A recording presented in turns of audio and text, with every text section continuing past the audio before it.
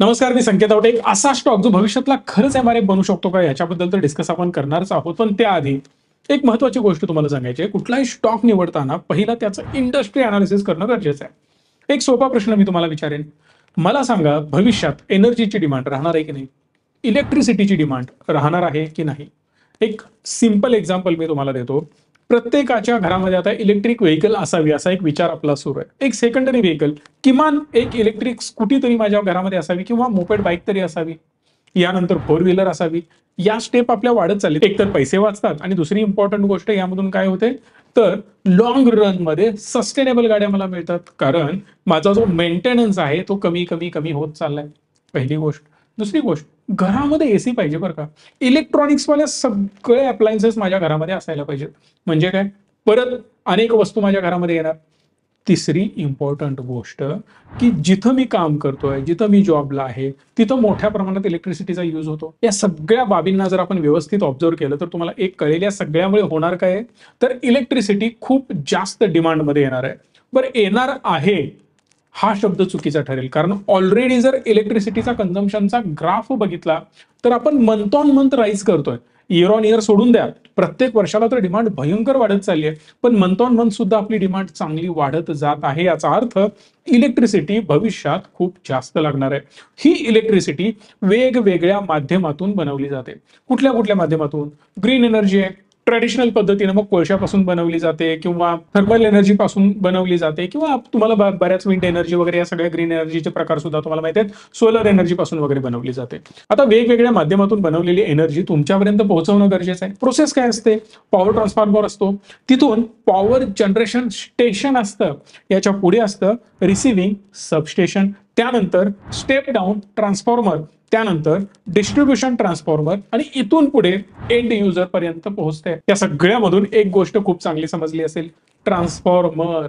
ट्रान्सफॉर्मरची डिमांड प्रचंड आहे. बऱ्याच शेतकऱ्यांचा एक महत्वाचा ओरडा असतो की आमच्याकडे ट्रान्सफॉर्मर मिळत नाहीत, आम्ही पैसे काढून ट्रान्सफॉर्मर बसवतोय. ट्रान्सफॉर्मर म्हणजे असं काही दिसणारं चित्र. आता हे ट्रान्सफॉर्मर तुम्ही स्क्रीनवर बघू शकता. वेगवेगळ्या प्रकारचे ट्रान्सफॉर्मर तर इकडे असतातच. तर महत्वाची गोष्ट मला ही सांगायची आहे, मी ज्या कंपनीबद्दल बोलतोय त्या कंपनीचं नाव आहे व्होल्टॅप ट्रान्सफॉर्मर लिमिटेड. आता ही व्होल्टॅप ट्रान्सफॉर्मर लिमिटेड ही कंपनी काय करते, तर ट्रान्सफॉर्मर बनवते. यांचे प्रोडक्ट वेगवेगळे आहेत. इथं तुम्ही बघू शकता ऑइल फील्ड ट्रान्सफॉर्मर तुम्हाला पाहायला मिळेल, आणि याचे वेगवेगळे प्रकार आणि यामधले वेगवेगळे टाईप, वेगवेगळी कॅपॅसिटी, वेगवेगळ्या प्रकारे याचं मॅन्युफॅक्चरिंग केलं जातं. बऱ्याच गोष्टी असतात. म्हणजे तुमच्या डिमांड प्रमाणे त्याला डिझाईन करावं लागतं, कारण ही छोटे मोठे ट्रान्सफॉर्मर नाहीत. ही कंपनी जे ट्रान्सफॉर्मर बनवते ही ह्यूज साईज ट्रान्सफॉर्मर बनवते, आणि यांचा मेजर बिझनेस हा मोठ्या कंपन्यांकडूनच येतो, गव्हर्नमेंट कडून वगैरे येतो. आणि महत्वाची गोष्ट यामध्ये हीच आहे की हे जे ट्रान्सफॉर्मर असतात ना, हे मोठ्या प्रमाणात वापरावेच लागतात. याला दुसरा कुठलाही ऑप्शन नसतो. म्हणजे काय, हे ट्रान्सफॉर्मर व्होल्टेज रेग्युलेट करतात आणि पुढे एनर्जी ट्रान्सफर करत असतात. ही जी प्रोसेस आहे ना, ही तुम्हाला कुठल्याही प्रकारे एस्केप करता येत नाही, काढून टाकता येत नाही. यासाठी ट्रान्सफॉर्मर बसवावाच लागतो. कुठल्याही इंडस्ट्रीमध्ये फिरत जा, तुम्हाला बऱ्याच इंडस्ट्रीमध्ये किंवा इव्हन सगळ्याच इंडस्ट्रीमध्ये बाहेर ट्रान्सफॉर्मर आणि त्यासाठी सेपरेट एरिया पाहायला मिळतो. घरी जर तुम्ही असाल, तुमच्या एरियामध्ये बघा, तुम्हाला एक ट्रान्सफॉर्मर दिसेल, तिथून पुढे लाईट डिस्ट्रीब्यूट केली जाते. हे ट्रान्सफॉर्मर इम्पॉर्टंट आहेतच, आणि म्हणून याची डिमांड भविष्यात तुफान वाढत जाणार आहे. मग ती एनर्जी प्रोड्यूस करा ग्रीन एनर्जी थ्रू, किंवा ट्रॅडिशनल पद्धतीनं कोळशापासून बनवा, थर्मल असू दे, विंड एनर्जी असू दे, किंवा असू दे सोलर एनर्जी. मल्टिपल गोष्टींसाठी याचा वापर होऊ शकतो. आता ही व्होल्टॅप ट्रान्सफॉर्मर लिमिटेड ही जी कंपनी आहे, ही कंपनी समवेअर अराउंड 12,000 कोटी मार्केट कॅप असणारी कंपनी आहे. करंट प्राइस याची 12,000 पाहायला मिळते. ऍक्च्युअली कालच याची प्राइस 11,000 होती जेव्हा मी याला कव्हर केलं होतं. स्टॉकचा पी 39 पाहायला मिळतो. एक मजेदार गोष्ट मी तुम्हाला सांगू का, याचा इंडस्ट्री पीई जर तुम्ही बघितला तर तो आपल्याला पाहायला मिळतो 58.8, म्हणजे 60च्या आसपास, आणि हा आपल्याला मिळतोय 40 पीईच्या आसपास. म्हणजे इंडस्ट्री पीई पेक्षा स्वस्त असणारा हा स्टॉक आहे. याच्या पुढे जाऊन एक मजेदार गोष्ट मी तुम्हाला सांगू शकतो. याचा कॉम्पिटिटर तुम्ही मानू शकता transformer and rectifiers India limited. आता ही कंपनी सुद्धा ऑलमोस्ट सेम काम करते जी व्होल्टॅप करते तीच. ही कंपनी सुद्धा 11,400 कोटीची आहे. म्हणजे त्याचं मार्केट कॅप होतं 12,000 कोटी, याचं मार्केट कॅप आहे 11,500 1000 कोटी, याचा पीई 258 पाहायला मिळतो. म्हणजेच याचा पीई खूप जास्त आहे, पण त्या कंपनीचा पीई अजूनही कंट्रोलमध्ये आहे. मजेदार गोष्ट अजून याच्या पुढची ही येते की याची सेल्स ग्रोथ 3 वर्षाची जर तुम्ही बघितली तर 20% पाहायला मिळते.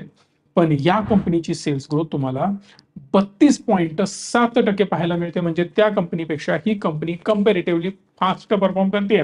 बट ही जी ट्रान्सफॉर्म अँड रेक्टिफायर नावाची कंपनी आहे, ही कंपनी अजून मोठ्या विजननी काम करत आहे. म्हणजे काय, जसं ती कंपनी काम करते तसं हे सुद्धा काम करतायत. यांचं म्हणणं आहे जवळपास 1900 करोडचा रेव्हेन्यू जनरेट करायचा. आता तुम्ही म्हणाल यांचा रेव्हेन्यू ऑलरेडी किती आहे. आता जर यांचा सध्याचा रेव्हेन्यू तुम्ही बघितला तर 1200-1300 कोटीच्या दरम्यान ही कंपनी बिझनेस करते.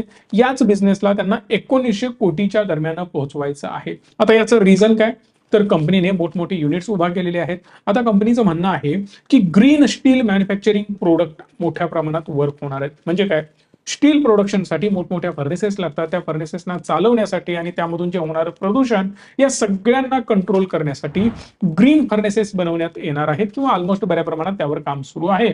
काही कंपन्या त्यावर काम करतात सुद्धा. पण आता ग्रीन फर्नेसेस किंवा ग्रीन एनर्जी थ्रू फर्नेसेस चालवणं यावर मेजर फोकस राहणार आहे. त्यासाठी सेपरेट ट्रान्सफॉर्मर्सची सुद्धा गरज असते आणि या केसमध्ये ही कंपनी ऑलरेडी त्यावर काम करते. तुफान R&D वर कंपनी खर्च करते. भविष्यातल्या बऱ्याच गोष्टींवर या कंपनीचं लक्ष आहे.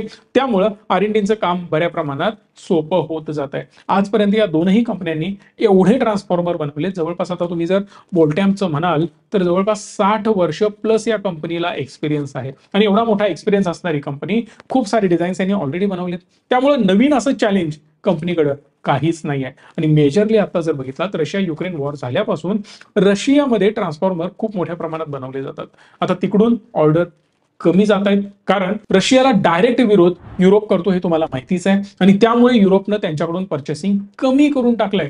परिणामी युरोपचं पर्चेसिंग डायव्हर्ट होत आहे वेगवेगळ्या देशांमध्ये. मग यामध्ये चायना सुद्धा अग्रेसिव्हली पार्टिसिपेट करतोय.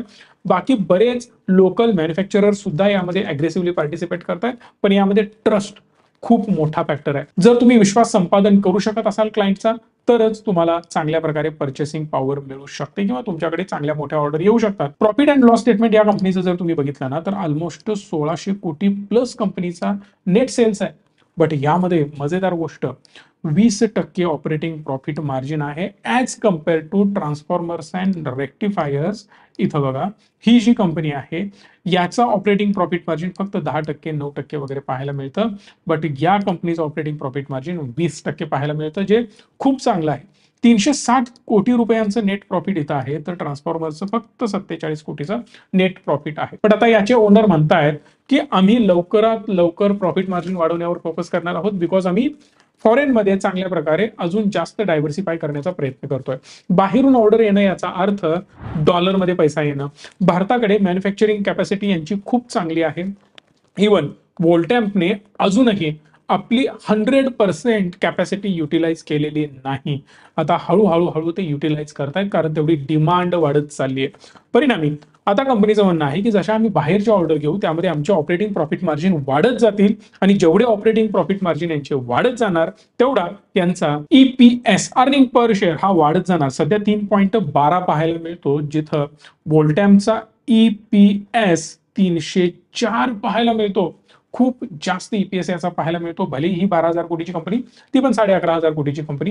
या दोन्हीची तुलना करताना तुम्हाला कळून येईल की EPS जेवढा चांगला त्या कंपनीचा वाढत जाणार तेवढा त्याचा पी रेशो ड्रॉप होताना आपल्याला पाहायला मिळू शकतो. TRILचं म्हणणं आहे की आम्ही आमचे प्रॉफिट मार्जिन 15%ला नेऊन टेकवणार आहोत जेणेकरून प्रॉफिट मार्जिन आमचे अजून चांगले वाढू लागतील. पण सध्या प्रॉब्लेम या इंडस्ट्रीमध्ये खूप मोठा आहे, तो म्हणजे डिलिव्हरीचा. कारण कस्टमाइज प्रोडक्ट आहे आणि हा कस्टमाइज प्रोडक्ट जर तुम्हाला हवा असेल तुमच्या डिमांड रिक्वायरमेंट नुसार जर तुम्हाला प्रोडक्ट हवा असेल तर यासाठी 2-3 वर्षाचा वेटिंग पिरियड आहे. आज ऑर्डर द्यायची आणि 2-3 वर्षानंतर तुम्हाला तो तुमचा प्रोडक्ट म्हणजेच ट्रान्सफॉर्मर मिळतो. एवढा ह्यूज गॅप आहे डिमांडमध्ये आणि डिलिव्हरीमध्ये. सो हा जो गॅप आहे हा कमी करणं गरजेचं आहे आणि त्यासाठी तुमची कॅपॅसिटी वाढवणं गरजेचं आहे. वोल्टॅम ट्रान्सफॉर्मरचा अभ्यास केला तर तुम्हाला कळेल टोटल 15% डोमेस्टिक मार्केट शेअर यांच्याकडेच आहे. पण 85% रेव्हेन्यू यांचा जो येतो तो प्रायव्हेट कस्टमर कडून येतो. यातून एक मोठी गोष्ट तुम्हाला कळते यामध्ये मेजर प्लेअर कोण आहे तर सरकार आहे, कारण थर्मल पॉवर प्लांट मॅक्सिमम सरकारकडे आहेत आणि जर सरकारकडे असतील तर यांना ऑर्डर सरकारने जास्त देणं अपेक्षित होतं, पण यांचं मेजर काम प्रायव्हेट प्लेअर बरोबर चालतं आणि त्यामुळे यांचे ऑपरेटिंग प्रॉफिट मार्जिन खूप चांगले आहेत. दोन फायदे यांना होणार आहेत. पहिला फायदा, एक तर चांगलं मार्जिन मिळणार. दुसरा आणि इम्पॉर्टंट फायदा, पैसे वेळेत परत मिळणार. जर एखादं पेमेंट तुमचं जास्त काळासाठी अडकून पडत असेल तर तुमचा रोटेटिंग पिरियड जो असतो पैशाचा तो कमी व्हायला लागतो आणि परिणामी तुमचे प्रॉफिट मार्जिन ड्रॉप व्हायला सुरू होतात. पण याचा अर्थ सरकारी ऑर्डर असू नयेत असं बिलकुल नाही आहे. हळूहळू त्यावर पण कंपनीनं फोकस करायला पाहिजे. पण सध्याच्या आकडे बघता TRIL मेजरली गव्हर्नमेंट ओरिएंटेड ऑर्डरवर फोकस करतो, पण वोल्टॅम्प मात्र तिकडे जास्त फोकस करत नाही. हळूहळू प्रायव्हेट प्लेअरचा इंटरेस्ट यामध्ये खूप जास्त वाढत गेला. टाटा पॉवर खूप जास्त यामध्ये काम करत आहे. अदानी पॉवर, अदानी ग्रुप तर भयंकर फोकस यावर करतोय. पॉवर एनर्जीवर, पॉवर प्रोडक्शनवर, एनर्जी मॅन्युफॅक्चरिंगवर आणि ग्रीन एनर्जीवर सुद्धा. त्यामुळं या बिझनेसमध्ये प्रचंड ग्रोथ एक्सपेक्टेड आहे आणि प्रायव्हेट प्लेयर यामध्ये स्वतः मोठे असणार आहेत. यासोबतच हायड्रोजन एनर्जी यावर सुद्धा मोठा फोकस आहे. गेल हायड्रोजन एनर्जीवर ऑलरेडी काम करत आहे. LNT, रिलायन्स तर प्रचंड मोठ्या प्रमाणात हायड्रोजनवर काम करत आहे. याचा फायदा अगेन या कंपनीला होऊ शकतो, कारण या कंपन्या त्यांच्यासाठी कस्टमाइज्ड वेगवेगळ्या प्रकारचे आणि वेगवेगळ्या रिक्वायरमेंट प्रमाणे ट्रान्सफॉर्मर्स बनवतात. सो आपला फोकस हा असायला पाहिजे की भविष्यात त्याची डिमांड किती असणार आहे. सेम गोष्ट जर मी चार्टवर बघितली तर तुम्हाला कळेल की स्टॉक बद्दल मी MRF बरोबर याला कम्पेअर का केलं. जर तुम्ही आता याची प्राइस बघितली तर ती तुम्हाला डायरेक्ट 12,000 पाहायला मिळेल. फक्त जानेवारी 2023 मध्ये याची प्राइस जर तुम्ही बघितली तर ती अप्रॉक्सिमेटली 2800च्या आसपास होती. 2800 रुपयाचा किंवा 2500 रुपयांचा हा स्टॉक 1.5 वर्षांमध्ये डायरेक्ट 12,000ला जाऊन पोहोचतो. याचा अर्थ तुम्हाला ऑटोमॅटिकली समजेल, कारण जेवढी डिमांड वाढत जाईल तेवढा हा ग्रो होत जाणार आहे. जर तुम्ही TRIL ला बघितलं तर याची प्राइस होते अप्रॉक्सिमेटली 48 रुपये. 48 रुपयांचा स्टॉक डायरेक्ट 850 रुपयाला जाऊन पोहोचला, जो आता 750च्या दरम्यान ट्रेड करतोय. एवढ्या मोठ्या प्रमाणात डिमांड या पर्टिक्युलर कंपनीची असलेली आपल्याला पाहायला मिळते. जर याचा तुम्ही बॅलन्स शीट बघितली तर तुम्हाला पाहायला मिळेल TRIL मध्ये बॉरोईंग 256 कोटीचा आहे, जिथे रिझर्व्ह 540 कोटीचा आहे. म्हणजे कन्सर्न दाखवणारी इथे कुठलीच गोष्ट नाही आहे पैशाच्या रिलेटेड. शेअर होल्डिंग पॅटर्न मध्ये एक मजेदार गोष्ट मला तुम्हाला सांगायची आहे. 75%च्या आसपास प्रमोटरकडे शेअर्स होते, पण डिसेंबरमध्ये त्यांनी आपले स्टेक कमी केले आणि हळूहळू आपले स्टेक ते ड्रॉप करत येत आहेत. याचा अर्थ कंपनीमध्ये रेड फ्लॅग आहे, काहीतरी गडबड आहे, आपल्याला इथं सावध राहायला पाहिजे. असा होत नाही. जेव्हा तुम्ही याचा विचार करता तेव्हा तुम्हाला कळेल की स्टेक डायल्यूट करण्यामागे रिझन आहे कॅपेक्स. कंपनीला पैशाची गरज आहे.